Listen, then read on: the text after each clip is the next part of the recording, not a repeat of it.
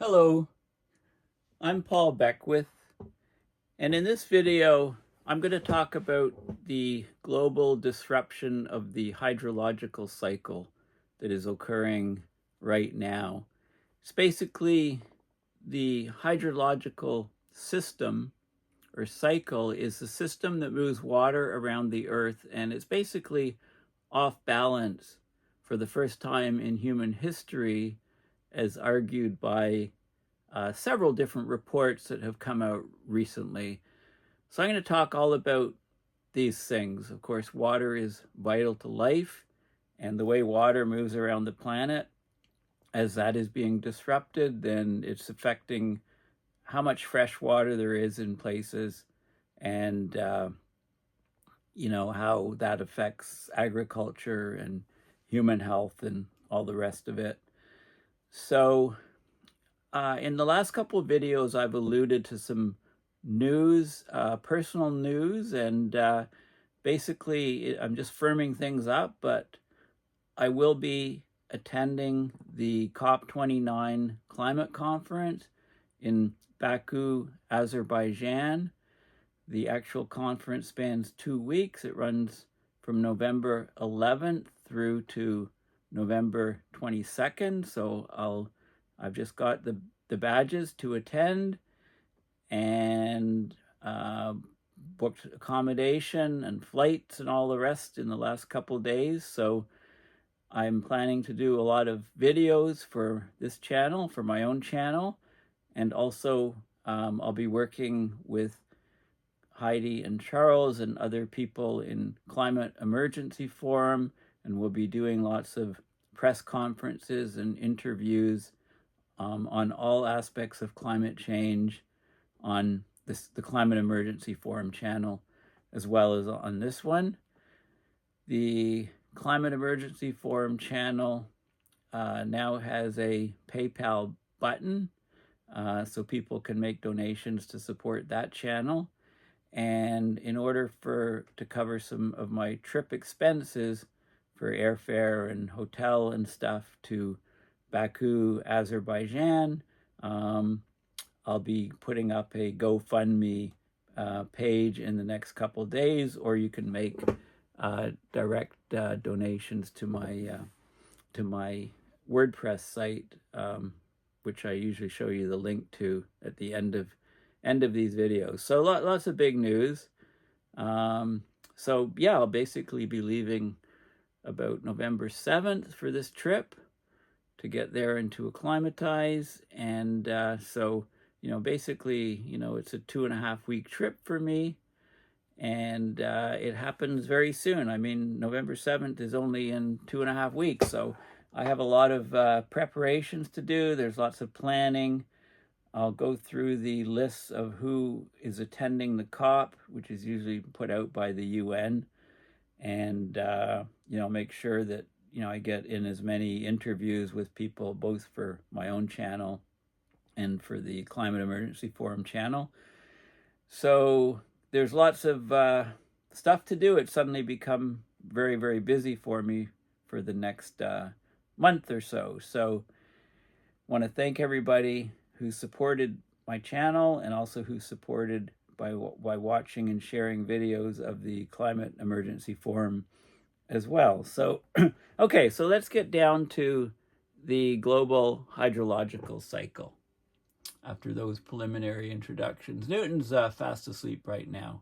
I didn't have the heart to go and rouse him to see if he wanted to partake in this video. If you didn't, you might have missed the news, but I mean, I've lost Shackleton. Shackleton's gone up to kitty heaven, as of a few weeks ago. So, his best friend, Sally, the cat, will make some appearances on my channel. And of course, Newton is the star of my channel, so I apologize for not having him on this particular one.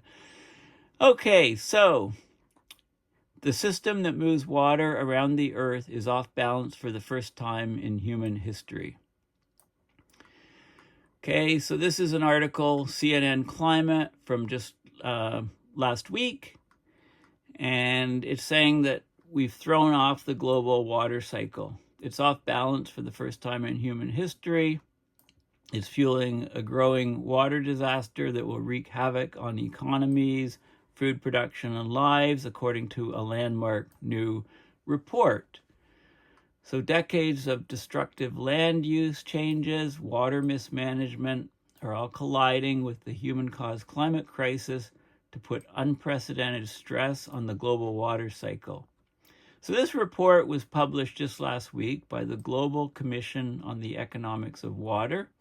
It's a group of international leaders and experts in this area.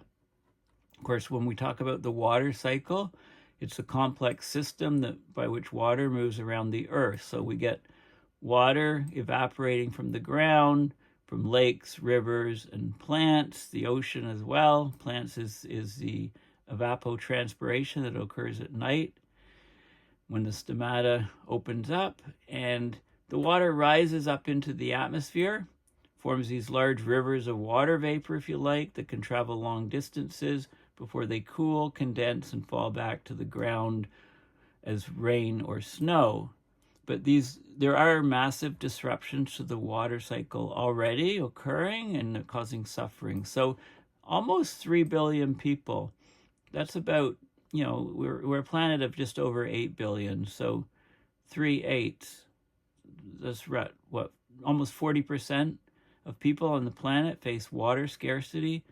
Crops are shriveling, more droughts occurring in different places. Cities are sinking as the groundwater beneath them dries out, right? People are extracting groundwater at rates faster than it's being replenished, so the ground is actually subsiding. This is catastrophic if these cities are on coastlines, especially. The water crisis threatens more than 50% of global food production, and it risks shaving an average of 8% off countries' GDPs by 2050. Even higher losses, up to 15%, are projected in low-income countries, according to this report. So the global water cycle is being pushed out of balance. Joanne Rockstrom, a very famous climate scientist, he's co-chairing also the Global Commission on the Economics of Water. He says precipitation, which is the source of all fresh water, could no longer be relied upon. I like this schematic of the global water cycle. So let's talk about we get precipitation over the land, rain and snow. Some of it goes into groundwater, recharging and feeding plants. Plants in the presence of sunlight and oxygen and water and nutrients grow, and then at night they're not undergoing photosynthesis. There's transpiration where water is evaporated from the leaves of plants and it rejoins the water in the atmosphere in this cycle. Of course, not all the water goes into the ground and into plants. That's so-called green water. The so-called blue water goes into groundwater. It goes into rivers and lakes and eventually runs off into the sea. And also this, the water in the clouds, it's transported large distances and it precipitates both on the oceans as well as the land, ocean precipitation. There's ocean evaporation that feeds up into the cycle and also into the clouds that fall on the land. So we've got this whole cyclical water, hydrological cycle, basically, water cycle. You learn about it in grade school, the water cycle. So the report distinguishes between the blue water, which is the liquid water in lakes, rivers, and aquifers, and green water, which is the water, the moisture, if you like, stored in the soils and in the plants, in growing plants. The supply of green water has long been overlooked, but it's just as important to the water cycle. As it returns to the atmosphere, when plants release water vapor, it generates about half of all rainfall on land. So the water that falls on land, about half of it is generated from plant transpiration. Disruptions to the water cycle are deeply intertwined with climate change, of course. A stable supply of green water is vital for supporting vegetation that can store planet-heating carbon. But our destruction of wetlands, tearing down forests, we're depleting the carbon sinks, and therefore we're accelerating global warming. Of course, climate change is also fueling heat and drought, drying out landscapes, reducing moisture, and increasing fire risk. So there's a huge need for water, of course. On average, people need a minimum of about 4,000 liters per day. That's just over 1,000 gallons. That's to lead a so-called dignified life. That's far above the 50 to 100 liters the UN says is needed for basic needs, like drinking and washing and cooking, but it's more than most regions are able to provide from local sources. So here's an image of a river, what's left of a river. It used to be much wider. This is in Brazil.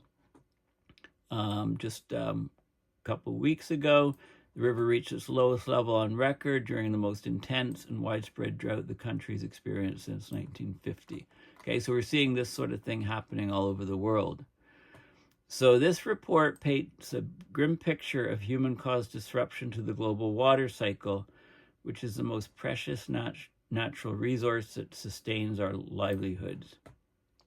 We're altering the fabric of our land and the air above it, chemistry of the atmosphere and oceans, warming the climate, intensifying both wet and dry extremes. So we're getting torrential rains and floods in some places and extreme dryness and droughts in other places. Wind and rainfall patterns are going out of kilter. So we need to better manage our natural resources and have massive cuts in planet heating pollution. We have to recognize the water cycle as a common good, running across borders, and address it collectively.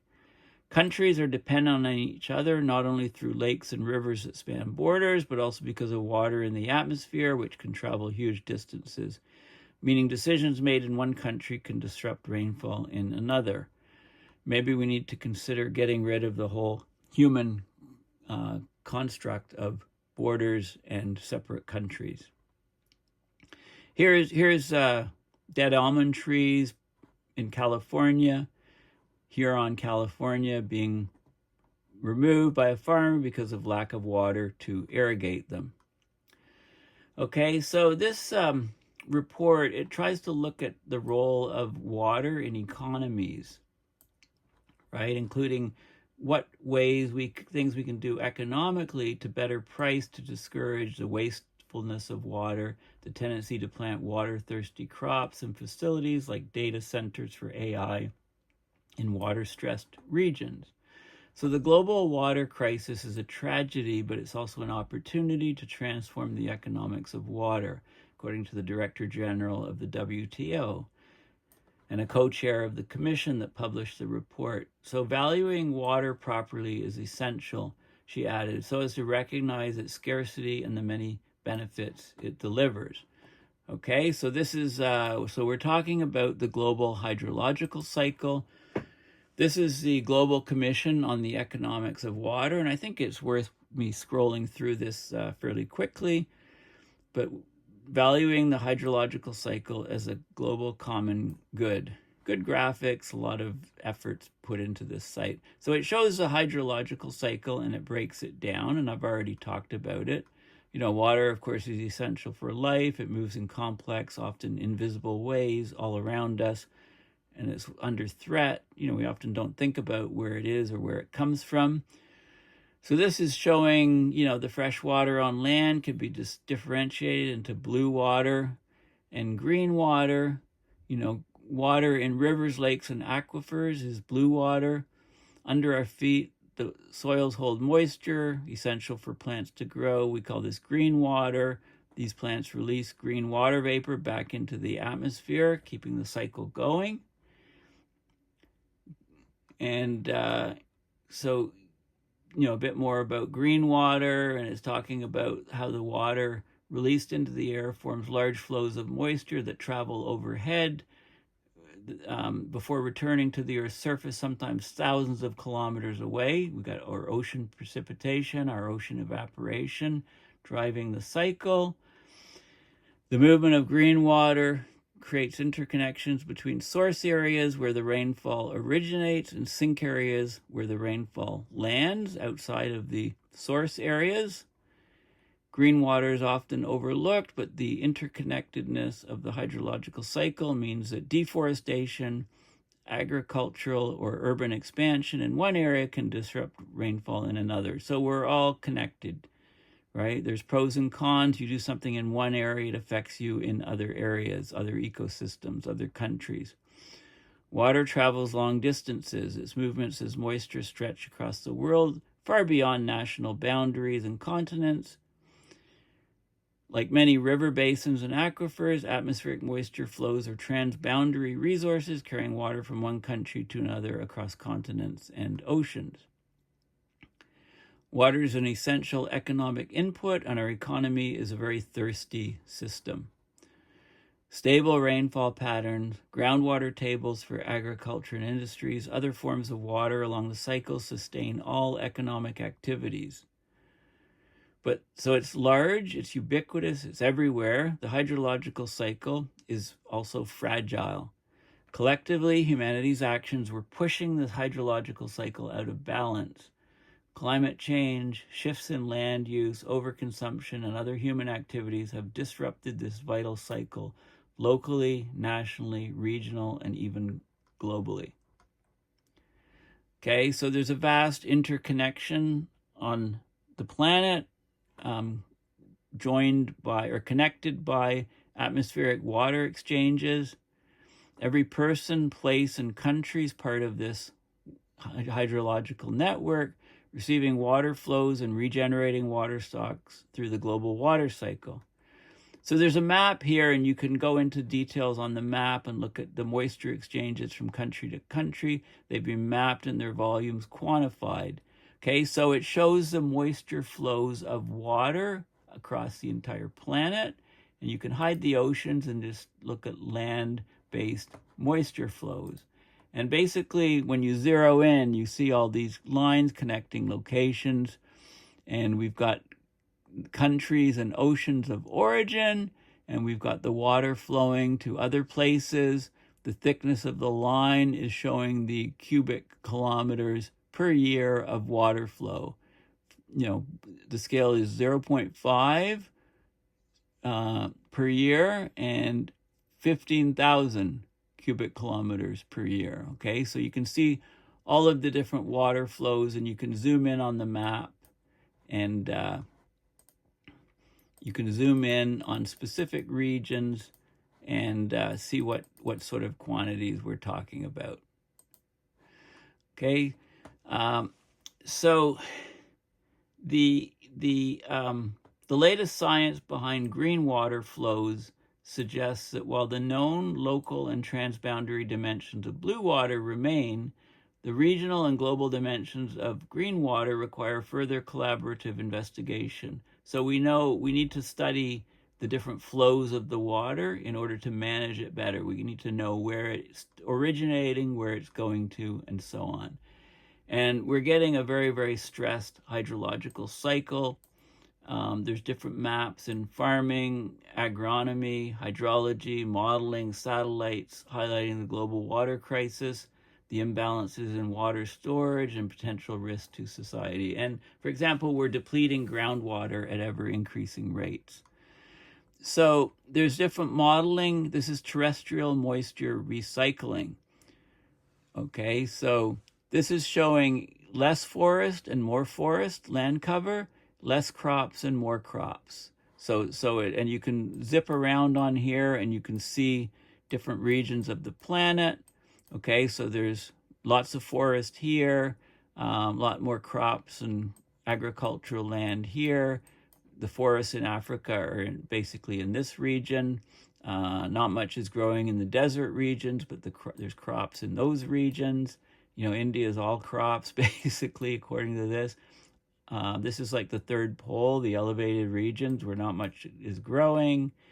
And you can see the regions of the world and what's happening in terms of terrestrial moisture recycling.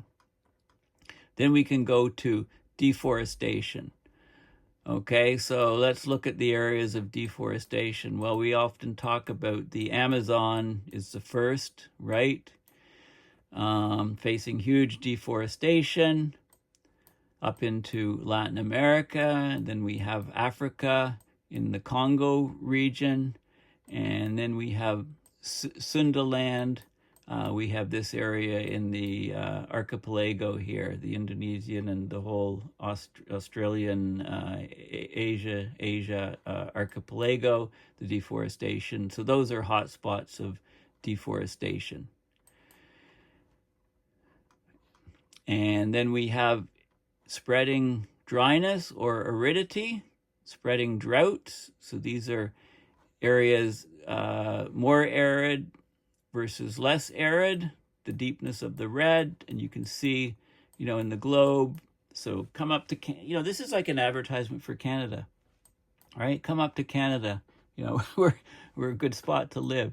Increasing dryness and aridity in the southwestern U.S., and in large parts of South America, right? The Amazon's here. Right now it's still moist and humid.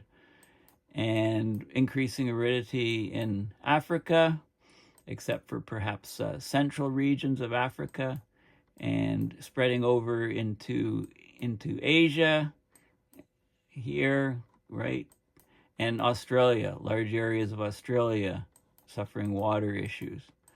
Okay, so increasing dry areas and then depleted groundwater is another factor that can be looked at.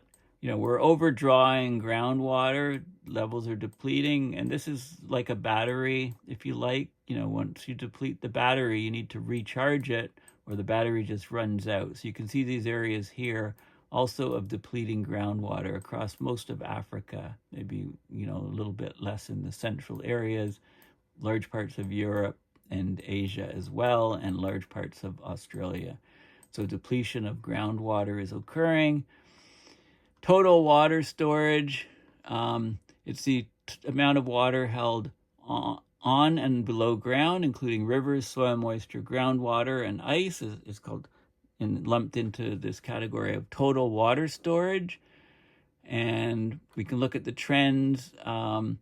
The gain in places is outweighed by declines in many places around the world. And you can see, here, let's go over to North America again. So there is some depletion up in these regions of total water storage. And depletions over here. And, parts of Africa and Europe, sort of a mishmash. Okay, but it's funny, the worst areas are up here, basically.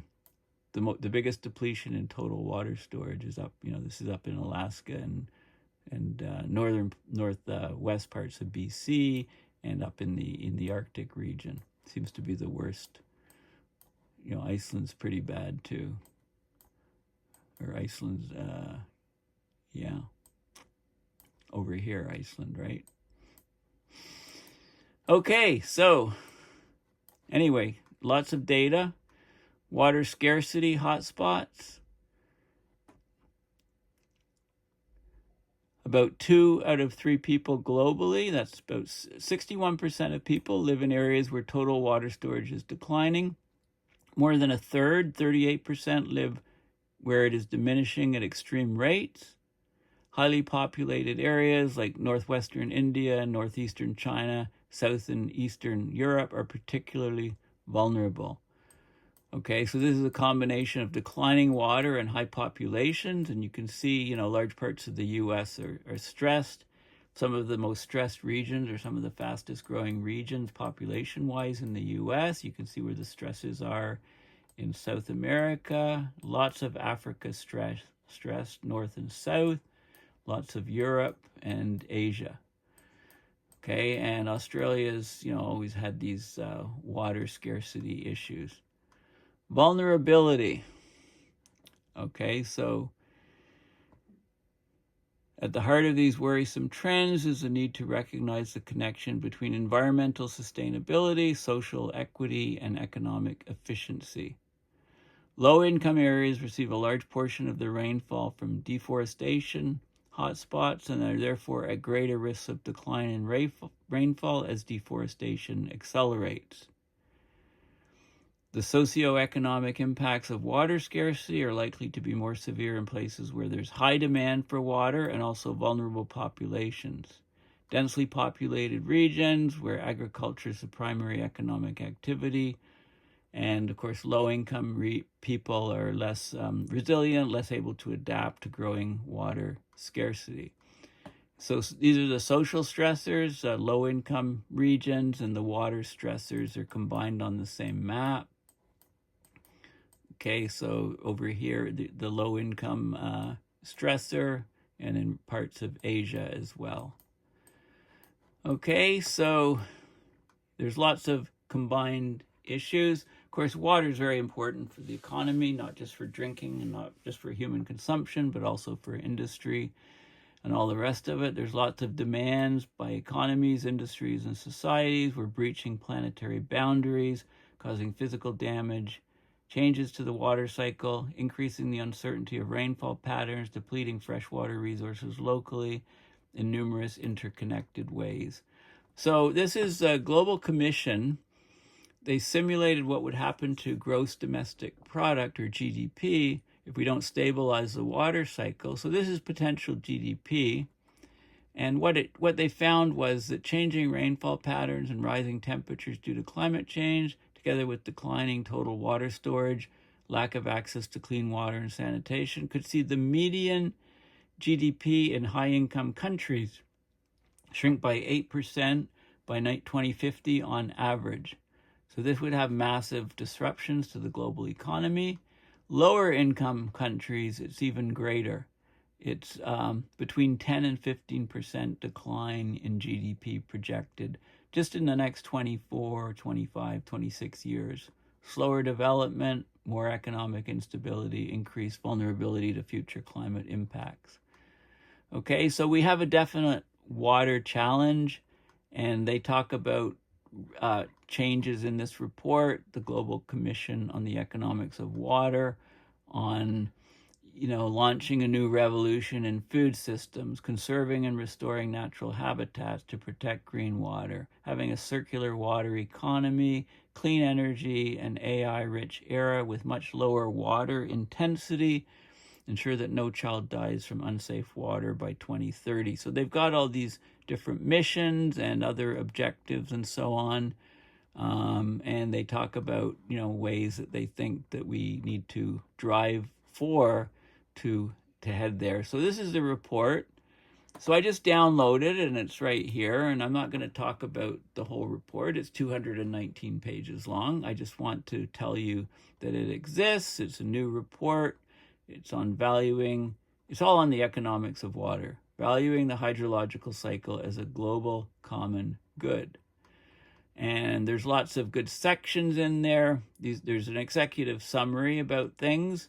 But then there's it gets into detail. So it talks about the hydrological cycle as a global common good, the difference between the blue and green water, freshwater boundaries, what's the stage for a global water crisis, water scarcity, water shortage, water stress, reduction of total terrestrial water storage, a destabilizing global water cycle, what we need to do in order to change that. It talks about total water storage, the water trade, how we reverse the decline, different policies, water for agricultural, municipal water, water for cities, how to get efficiency, equity, and environmental sustainability with water, blue water management, and different innovations for the food system. Reduce water usage in agriculture by 1/3 while increasing crop yields. Shift to regenerative agricultural systems from 15% of global cropland to 50%. Get a 30% share of how to achieve a 30% share of plant-based proteins by 2050, especially in higher income countries with high red meat and dairy consumption. Conserving, restoring at least 30% of degraded forests and inland water systems, ecosystem globally by 2030, right? 30% by 2030. Conserve 30% of forest ecosystems, 30% of inland water ecosystems. Get a circular water economy, recycling water, generating clean energy with low water intensity, and cooling data centers to mining essential minerals, and so on. Okay, so it talks about the finance, public, private, and all of these different, and then gives some examples of places that have done well in governing their water, global water pact idea, and how to govern water for the global good. So it's a very comprehensive report. You can just download it and have a look at it if you want to get more details, but there's lots of info on the hydrological cycle and where the water's going, more detail, maps like local stream flow deviations, local soil moisture deviations from baseline period. It looks at every different aspect of the water system. This is the Blue Water Availability Index per capita, areas that are scarce, absolute scarcity to no stress at all.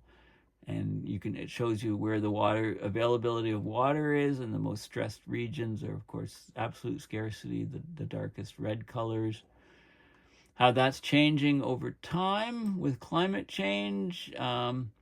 This is gravity anomaly, GRACE, gravity anomaly, satellite measurements. This is terrestrial water storage trends. And it shows you, like, this is glaciers are retreating here. Here there's drought in this region. Progression from dry to wet periods in this part of the world, and so on.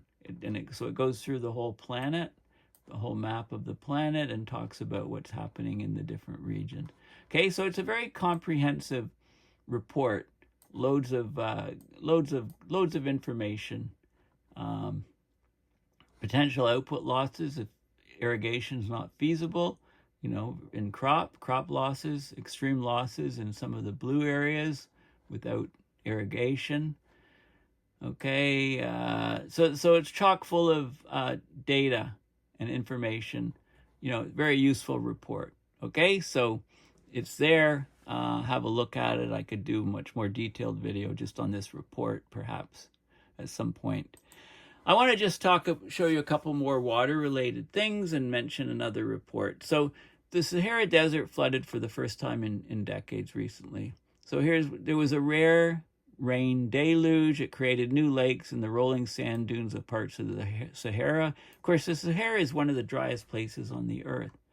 So we're getting water where it never used to go, and where water used to go in abundance, it's no longer going. We're getting both of those places as the hydrological cycle shifts on the planet due to, mostly due to abrupt climate system change. So these are images shown from the Sahara Desert. They show large lakes etched into rolling sand dunes after one of the most arid, barren places in the world was hit with its first flood in decades. So they do get rain in the Sahara Desert, usually just a few inches per year, rarely in late summer. So there were 2 days in September when intense rain fell in parts of the desert in southeast Morocco, and nearly 8 inches of rain in some parts of the region. So you're seeing, basically water appearing within the sand dunes, and pictures of the lake, and this is like incredible to the people.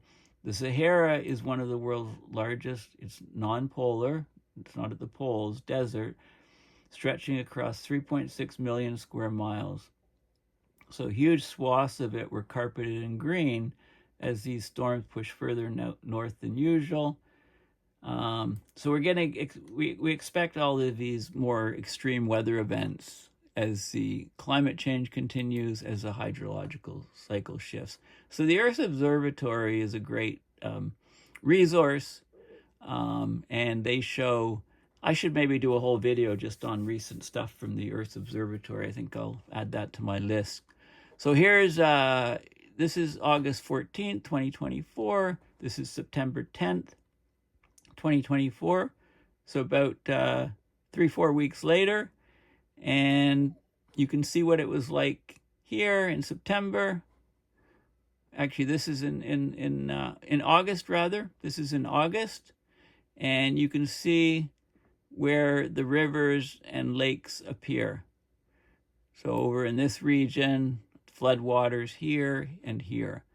So you can see the difference, and you can see that there's a vast amount of water accumulation in various lakes suddenly appearing, right? From 2 days of rain, September 7th and 8th, it drenched large treeless swaths of Morocco, Algeria, Tunisia, and Libya, areas that only rarely receive rain. So this is from MODIS, which is the Moderate Resolution Imaging Spectroradiometer, which is an instrument on board the NASA's Terra satellite. Okay, so it shows basically the appearance of the lakes and rivers, etc., in that region. So definite shift in the water cycle.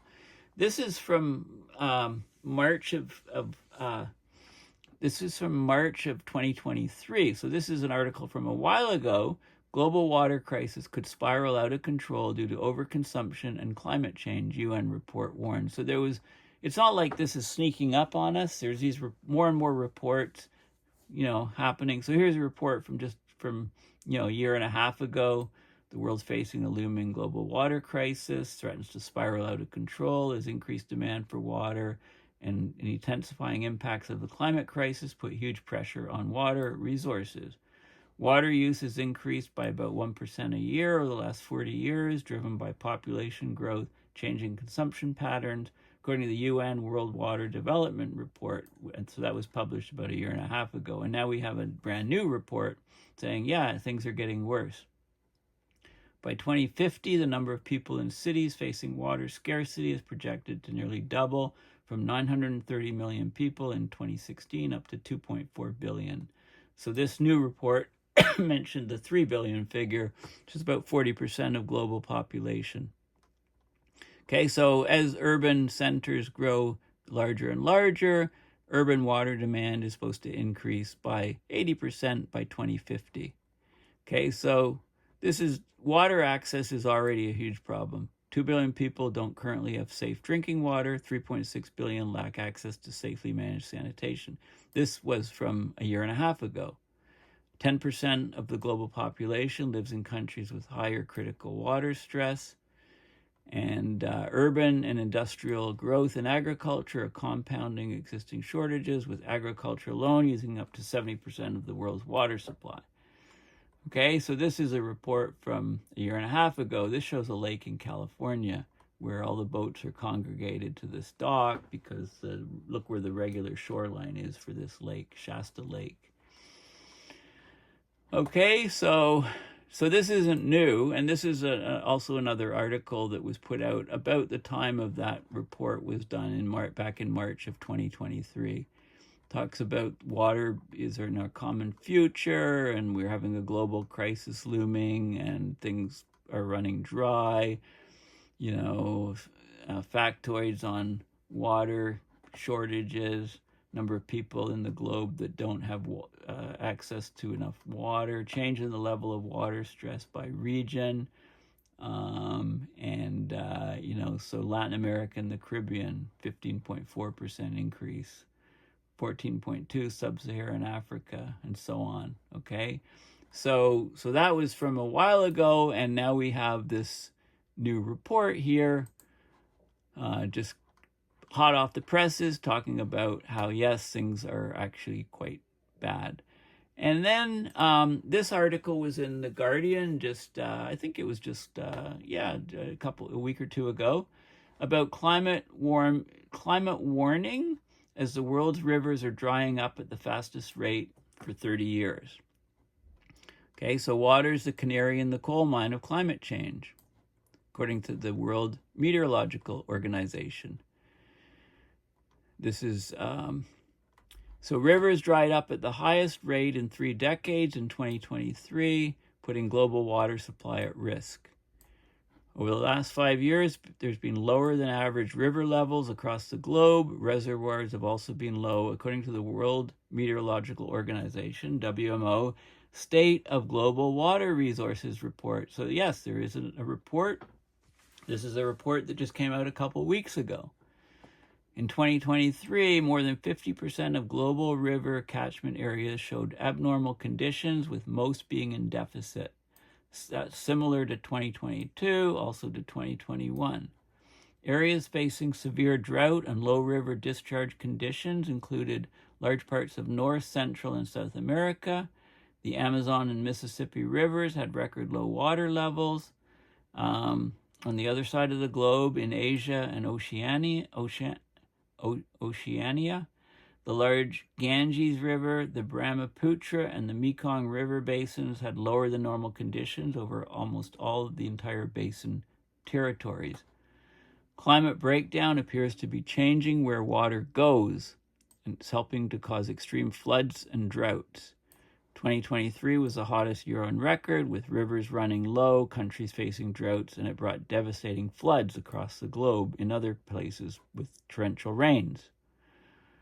There was some influence by the transition from La Nina to El Nino, but you can't blame everything on that weather pattern. Okay, areas that faced flooding included the east coast of Africa, the North Island of New Zealand, the Philippines. Water is the canary in the coal mine of climate change, said the WMO Secretary General Celeste Solo. We received distress signals in the form of increasingly heavy rainfall, extreme rainfall, floods and droughts, which wreak a heavy toll on lives, ecosystems, and economies. Melting ice and glaciers threaten long-term water security for millions of people, and yet we're not taking the necessary urgent action. So, as a result of rising temperatures, the hydrological cycle has accelerated. It's more erratic, more unpredictable. We're facing growing problems of either too much water in some places or too little water in other places. Of course, a warmer atmosphere holds more moisture, which is conducive to heavy rainfall. More rapid evaporation and drying of soils worsens drought conditions. Right, for every degree Celsius rise in temperature, there's 7% more water vapor in the atmosphere, and that generally leads to about 3 to 4% more rainfall, heavy rainfall events. Currently, 3.6 billion people face inadequate access to water for at least 1 month of the year, and this is expected to increase to more than 5 billion by 2050, according to UN Water. Okay, so there we are. And this report is right here. You can just Google State of Global Water Resources Report 2023 WMO, and you can get the report. And, there's all kinds of different sections and different graphs and data. So this is seasonal actual evapotranspiration. Much below normal, much above normal. So areas that are getting a lot more and a lot less evapotranspiration. Soil moisture, different soil moisture below normal, above normal. Snow water equivalent on glaciers. And there's a lot of high impact hydrological events is covered here. Okay, there's a whole section on high-impact hydrological events. So this is through 2023, right? Flooding in Libya, flooding in Congo, Rwanda, Horn of Africa, right? And different places. You can see selected notable high-impact hydrological events across the globe in 2023. So, droughts in these areas of brown, and floods, heavy rainfall in all these areas. So, it's either too much water or too little water. The hydrological cycle, which has been stable throughout human history, seems to have fallen off the shelf. It seems to be out of kilter, and we're getting more and more chaotic water events around the planet. Well, thank you for listening. Please consider going to my website, paulbeckwith.net, and donating to PayPal to support my research and videos. And also, please consider donating to support my upcoming trip to Baku, Azerbaijan, to the COP29 climate conference, which I'll be attending for 2 weeks, and I'll be doing lots of videos on my own channel during that trip, maybe writing a blog on my whole trip, and also doing lots of work with the Climate Emergency Forum, with our official press conferences, and also separate interviews with people. And if you have any suggestions of people that you know are going that you think I should definitely interview or have Climate Emergency Forum interview, then please let me know. I did a book review of Nick Breeze's book called Cop Out, and Nick will be there. Maybe he'll be collecting material for a newer book. Maybe it's time for me to start writing a book, maybe a travelogue or something on this. Anyway, if you have any suggestions or comments or ideas, please put them in comments to this video. And once again, please consider supporting me financially as I attend this conference. And I think Heidi's putting together a GoFundMe, which I'll also put up because some people prefer that avenue. Okay, well, thanks again for now. And I'm sure I'll be doing a video tomorrow or the next day. Okay, thanks for watching. Bye for now.